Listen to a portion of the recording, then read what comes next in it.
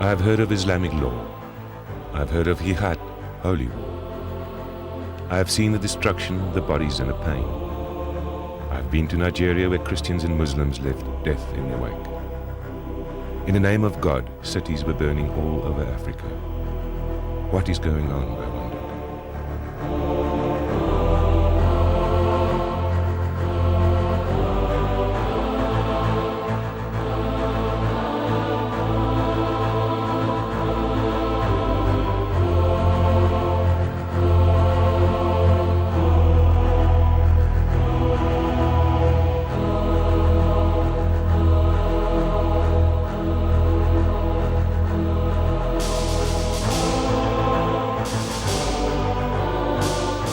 When the call came, I packed my bags and left for Sudan.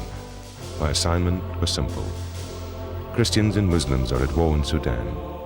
There is a man called Peter Hammond, a missionary from South Africa. Find him. The route took me from Johannesburg to Nairobi, from Nairobi to Lokichokio, and from Loki undercover into southern Sudan. My pilot was Jim Strite. We were in here a few weeks back, and 20 minutes after we took off, the location that I was bringing medicines into was bombed by the Antonovs from the north. And last week when I was in, I also had a bit of a scare as we were on the ground. What we thought was a bomber was heard in the distance by several different locations coming towards us. When we heard it, we ended up scrambling and taking off to try to be off the ground when he came overhead. So that was a pretty good taste of what the people up here live with on a long-term, day-by-day, hour-by-hour basis. Good education for me as to what people are dealing with. This war, one of the longest in African history, started in 1983 when General Ghaffar al-Numeri imposed Islamic law and ended regional self-government in the south. He was overthrown in April 1985. After another coup in June 1989, a fundamentalist government led by General Omar al-Bashir took over. But the real power behind the al-Bashir regime is considered to be the National Islamic Front, headed by Hassan al-Turabi.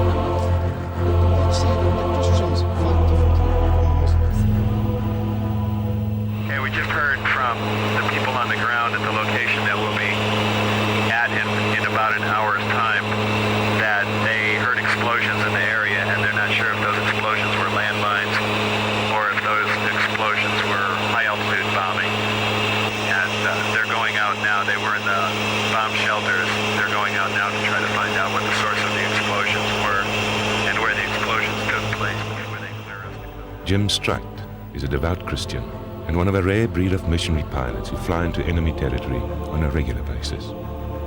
His faith and the deep suffering of the Christian missionaries in southern Sudan motivates him to brave enemy bombers and the risk of capture. Peter and his team were at the airstrip. The whole area you're in here is Western Equatoria, that's the province. The county is Mundri County. It's also known as Moroland. M-O-R-U-L-A-N-D. So Moroland is the area. About 350,000 Moro people live in this general area. There's only one hospital for the whole area, and that's the one we're going to. The airstrip and roads of Moroland are under constant threat of being mined. The Samaritan's Purse Hospital and compound in Lui is situated near the battlefront. It was my first stop on the way to the battlefront. In 1997, this area was liberated from the Muslims. The Muslim forces had occupied this area and basically trashed the town. The SPLA liberated the area, and then it's been restored by Samaritan's Purse since August of 1997. And in the last 2.5 years, I believe 100,000 patients have been treated here or across the road in the old school, which was first used as the hospital before they could take all the booby traps and mines out of this structure.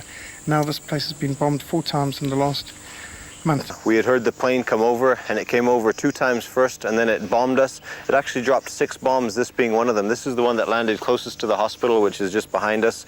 The others of them landed up in the rocks beside me, where all the people were hiding. The nearest place to run to shelter from the hospital is those rocks, so everybody went there, and it seems like they gave us enough time to get there, and then they bombed the hiding place. Bombs actually landed fairly close to the rocks that we were hiding in, so the whole ground was shaking, the rocks were shaking. Okay, this is probably the most devastating bomb that fell because it actually hit on top of the rock, so it sprayed all of the rocks and the trees around us with little bits of rock. It was also a very amazing miracle because underneath this rock, just over this edge, there were about 30 people that were hiding, so obviously if the bomb had fallen down, just missed the rock, it would have killed all 30 of those people. It actually hit here and knocked these 2 big rocks out of the way, and this is the nose piece of it, which thankfully didn't go flying and injure someone because the edges also are very, very sharp. The school, the church, the hospital, civilian targets, all of them, and no one is spared, not even children. The National Islamic Front in Khartoum denies these attacks. But here I am, a witness to it all. It's a reign of terror. The bombs can fall any moment. These people are living on the edge, in constant fear of their lives. Once you hear that sound of the Antonov, you hear the engines going in and out, and you can hear the rumble of it. You know they're coming. Then they sound the air horn at the gate. The guards that hear it sound the air horn so that everybody hears it, and people start running. You have about... We timed it because now they bomb on the first time over. You have about 1 minute to 1 minute and 5 seconds from when you first hear the plane to you first hear the bombs actually falling. So you have to be a minute away from shelter. Now from the hospital, in 1 minute you can get to the caves if you're an able-bodied person. We have a shelter just around the corner here, and unfortunately we've had people, like you've just had an operation, you're under spinal anesthetic, they've crawled out of the wards and they're pulling themselves by the hands down the steps and into the shelter because they can't use their legs, they've just had surgery. It was an extremely frightening experience, and I remember I was sitting there thinking, I bet that we're going to have to go through this again, and sure enough, the Antonov did a turnaround, and within, I think it's about 2 or 3 minutes later, came back, and the same thing all over again. You hear the droning getting louder, then you hear the rushing wind and this huge explosions. This is the bomb shelter where the patients would go to who are unable to get to the caves in 1 minute. Obviously the rocks in the caves are a much better shelter because they're big, thick rocks. It's very safe. But some of the patients, when they're sick or they've had surgery, aren't able to get that far in 1 minute. So they come down the steps and they would come and lie in here. And although the hole looks pretty small, there's probably about 15 people can get in there. They all lie down on top of each other and then they pray for protection. It's an interesting experience when you're hiding under a rock and then you realize that all those verses in the Bible that say God is our rock and our fortress, that seems a very real sort of illustration when you're there in that experience. Christianity came to Sudan in 37 AD when the kingdom of Meroe in northern Sudan converted. Sudan is thought to be the oldest black civilization in sub-Saharan Africa. This is also where black Africa meets the Arab and Muslim north. We are right here in the birthplace of Christianity in southern Sudan. This is Lui, and I'm sitting under Laro, the slave traders' tree. This tree was the tree under which Abdullah, a famous Arab slave trader in the area, used to gather and tie up and then tether together the Moro people that he was taking as slaves off towards the Nile and up, I presume, towards Khartoum.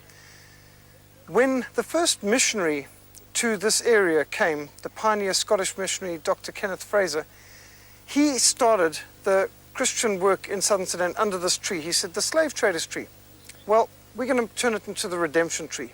And so this tree, Laro, which used to be known as the slave traders' tree, became the redemption tree. And under this tree, to this day, they still hold Sunday school, and especially on Christmas days, they have special worship services here. We are really at the epicenter of the revival in southern Sudan, in Moroland. We're in the area which is the birthplace of Christianity in southern Sudan.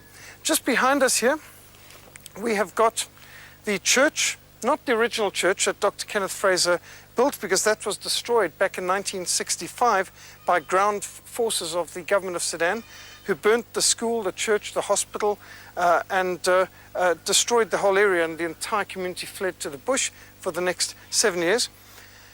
But it was rebuilt again in 1983. It was destroyed again in the late 80s, but it has been rebuilt again since 1997. Dr. Kenneth Fraser, the first pioneer missionary to this area, to the area of Moruland, he ministered to body, mind and spirit, and his strategy was to plant the first hospital to minister to the body, the first school to minister to the mind, and then the first church to minister to the soul. And then he sent a network of these schools, churches and hospitals all throughout Moruland, and was so effective that literally the vast majority of the Moro people now are members of the Episcopal Church, which he represents and which he founded. So that today, what we are seeing around us here in the revitalized community in Lui, with a rebuilt and restored church, school and hospital, is a continuation of the work begun so many years ago by Kenneth Fraser. These kids in the much targeted marketplace of Lui has known no peace in their short lifetime. The market is empty. The effect of constant air raids has been a man-made famine of gigantic proportions. Sudan is a country at war with itself. Day 2, and we are heading for the front, 36 miles away.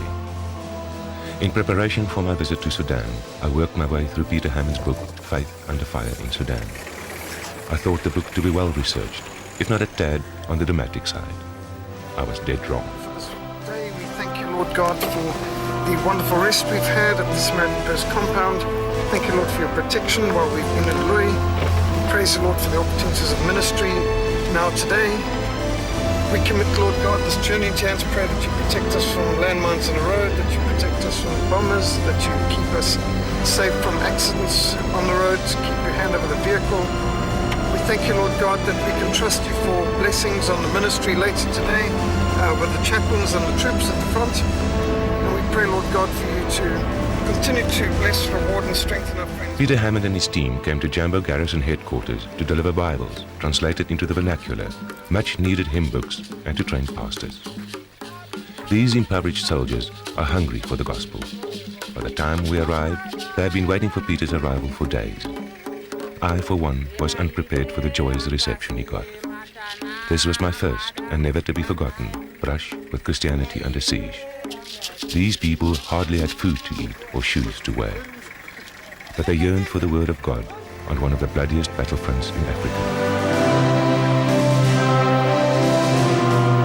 Jambo is but a few miles from Tapari, the actual front. This spread of grass huts is where soldiers retreat to in order to rest from a spell on the front. It was hard to believe that this was an important base for the Sudanese People's Liberation Army. Peter Hammond is at home here. He is Frontline Fellowship, and Frontline is the operative word. War is no reason why these people should not receive the gospel, says Peter, and he is putting his money where his mouth is.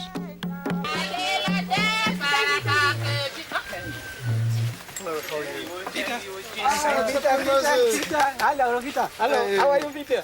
Very good, thank you. Hello, Peter. Fine. We're sorry to be late. Yeah. Okay. Yeah. We have decided to follow Jesus.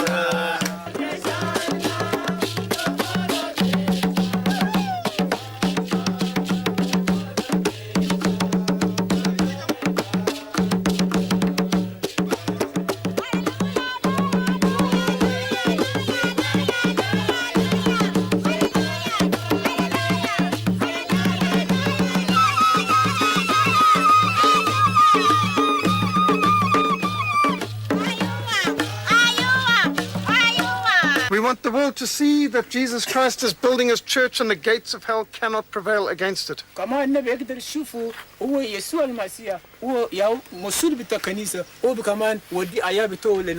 the people to see the scripture being fulfilled, that the people of Cush are raising their hands to God in prayer.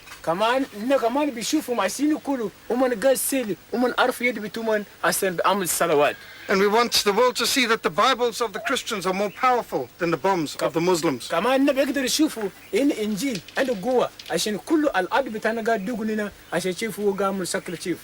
Now, of course, our brother Steve, you know so well, who's been here many times. He is here, of course, with his wife, Iris. They have been married since you last saw them.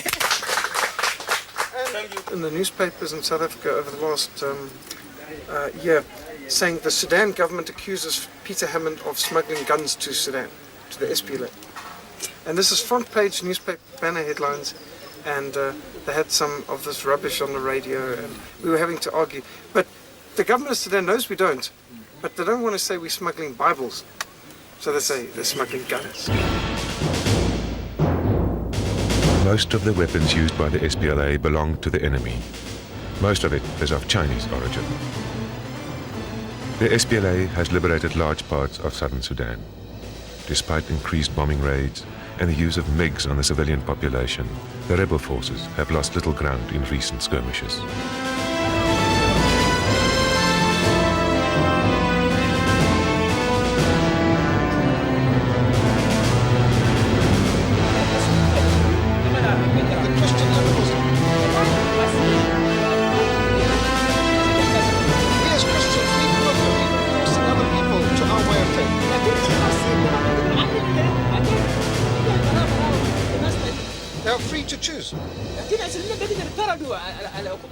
Not even God forces us to obey him.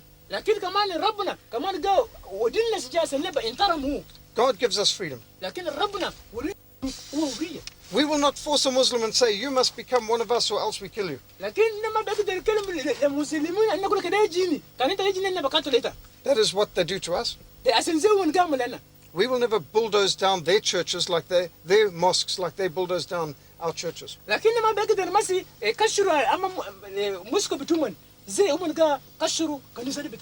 We would not bomb their hospitals or schools. Let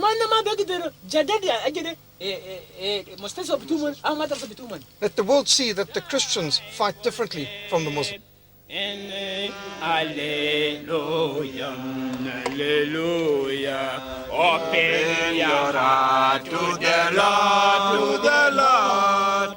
Open your heart to the Lord, to the Lord. Today will be a joyful day. Open your heart to the Lord. While Peter was training pastors on the Topani front, I wandered around. There was thunder in the air, and the soldiers were jittery.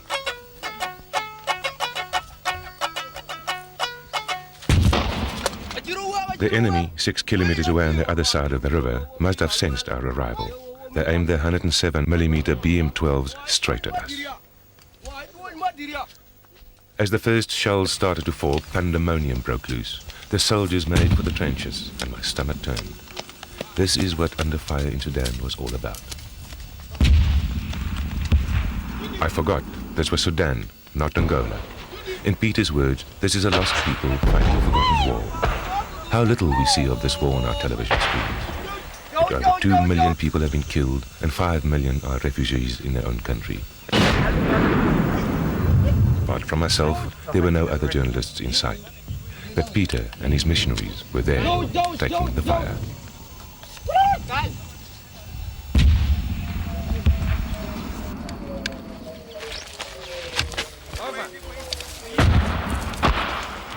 Well, after that short interruption.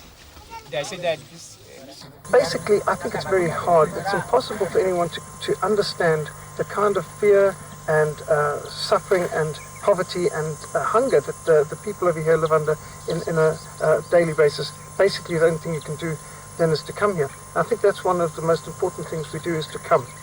Aside from everything we bring, the Bibles, the medicine, the school books, the training courses we give for medics or for pastors or for teachers, what is probably of primary importance is just to come, to be with the people, to identify with them. The visits, the encouragement that means, that they're not forgotten.